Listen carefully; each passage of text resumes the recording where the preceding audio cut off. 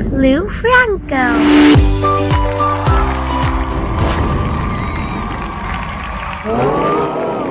Good day mga Habibi at Habibte! Welcome sa Team Habib!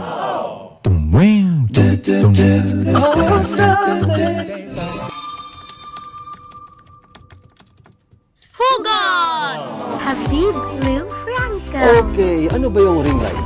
Yung ring light, importante yun lalo na sa mga vloggers na gumagamit ng ilaw para doon sa kanilang pag-vlog.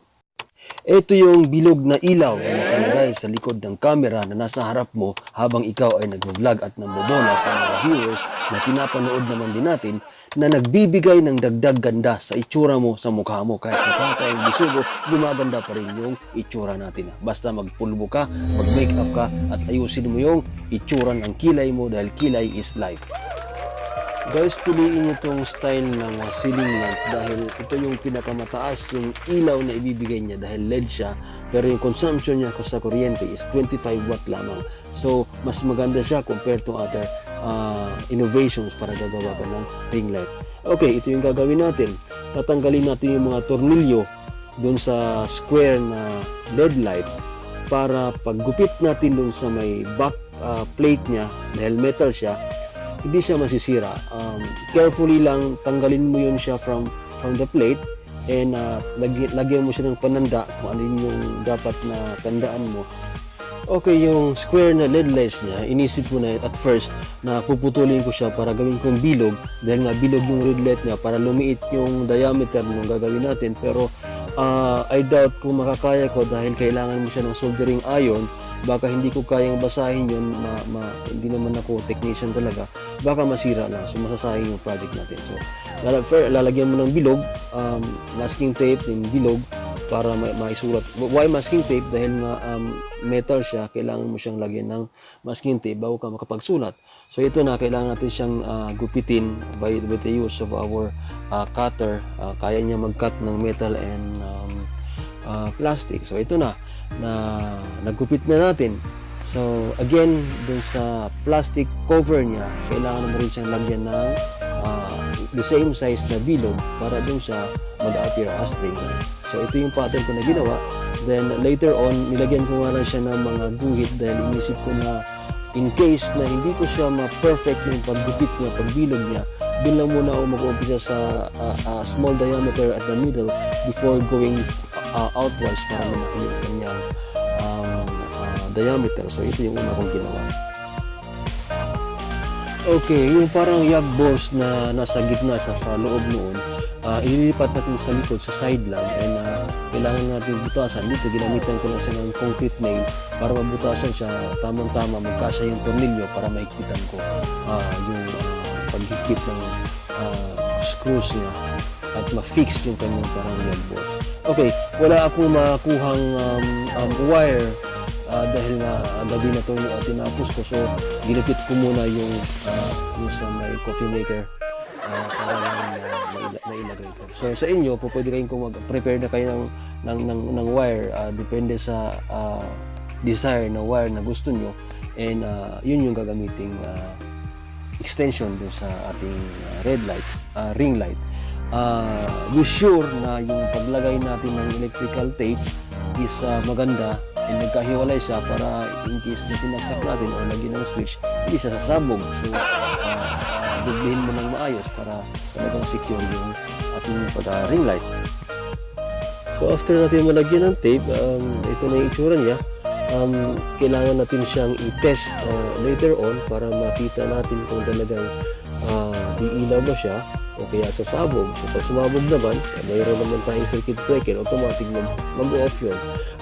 Naglagay rin tayo ng tempermanent na panali dahil nga yung magiging hawakan niya kung itatali natin siya sa ating paglalagyan, either tripod o kahit saan may pako, doon mo siya ilagay, nakaharap ka doon sa camera. But later on, pwede mo siyang lagyan ng bracket para ma-fix siya. Meron siyang stand and meron siyang portion na pwede mong ilusot yung camera mo. Ito, design to na maglagay ka ng mirrorless na camera. Dito siya ilalagay sa gitna, lulusot yung kanyang lens. So, yun yung pinaka-ano niya, pinaka-design. So, try natin kung talagang sasabog ba o kaya mag-on naman siya. Watch out. Brace yourself. 1, 2, 3.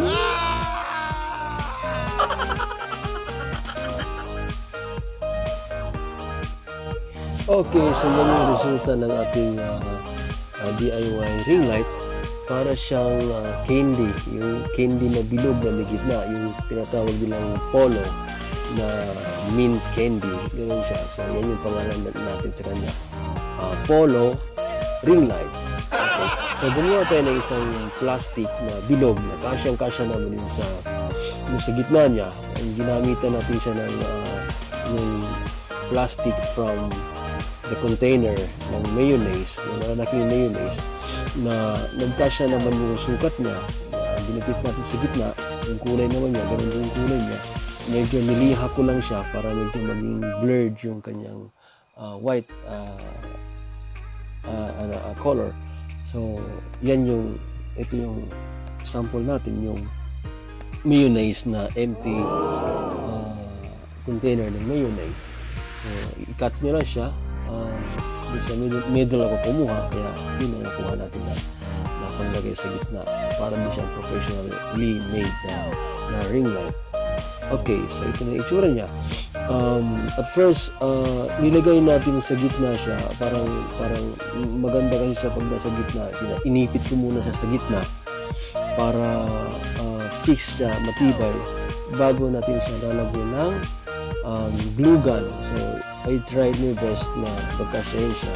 And okay naman siya na sa gitna siya. Pero dahan-dahan lang talaga na ilalagay mo siya hanggang sa yung dulo niya, tamang-tama sa pinaka-edge ng top cover ng natin, ng ring light. So, yan yung nilagay ko muna siya sa tripod ko. Yan. And pag naka-off, yan naman yung isara niya. So maganda naman sa palagay ko yung resulta. So ito yung plastic na naman ulit natin, lagay natin sa gitna dahil nga kailangan natin ilagay yun. But mahirap siyang ilagay sa edge.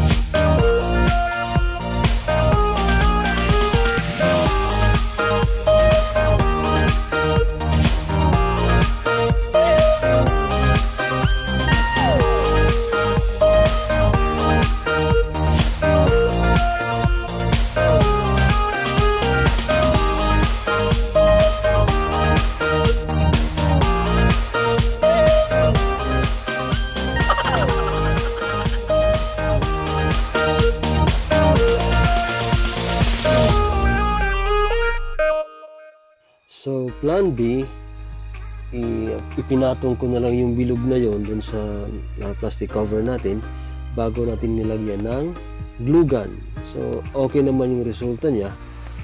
And neat naman din yung kinalabasan ng pagdikit natin ng glue gun. So, itong glue gun na to, mainit to ha. If you have kids or children in the house, ingatan nyo huwag mahawakan ng bata dahil tsak, mapapaso siya, mainit yun. Okay.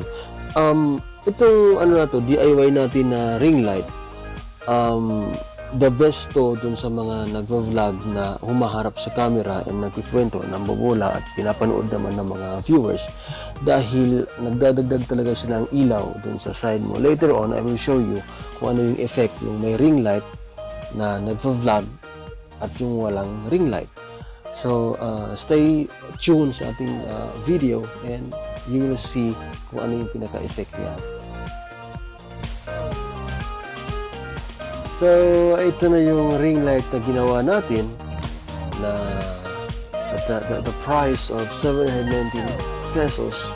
plus other accessories na umabot na siya ng more or less 1,000 pesos compared to USD, nasa $20 less na siya, which is cheaper, much cheaper compared to the original ring light na nagko-cost siya ng around 5,000 to 7,000, depende sa laki niya ng ring light. And the effect of this one is more than the original ring light dahil yung liwanag niya, believe me, napakalakas ng liwanag niya pero hindi siya masakit sa mata.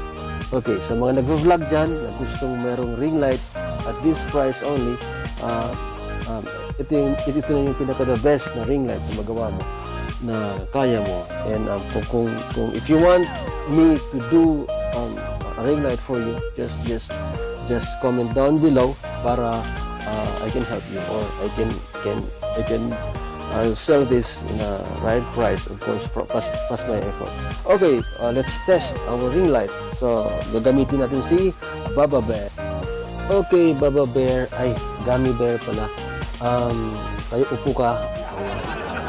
Ay, nakahiga-higa. 10 counts to sit down. 1, 2, yan. Okay, galing. Okay. Hold your heart properly. Ayan, humiga na naman. 10 counts to get up. 1. Ayan, bilis ah. Okay, wala kasi pagtukod yung likod ni Gummy Bear. Okay, upo lang. Okay. Yeah. Wag kang humiga. Okay. Let's test. 1, 2, 3, light. Okay, yan yung my ring light. So, makikita mo yung circle in his eyes, yung dalawa. Yan yung ring light. Kapag walang ring light, ito naman. Alright, 3, 2, 1, camera, lights! Alright guys, I hope you enjoyed this video and start your own DIY project back home. Always remember that Habib Le Franco appreciates your likes, shares, and comments. So please leave your questions and inquiries at the comments section below. Thanks guys for watching. See you in my next videos. Bye-bye. Thanks for watching. If you like this video, please leave a comment down below. Hit the like and share button. And if you are new here, please subscribe. Habib Le Franco. Hey, wait a sec. Don't forget to click the bell icon for notification of my latest videos. Keep on watching. See you. Habib Le Franco. Habib Le Franco.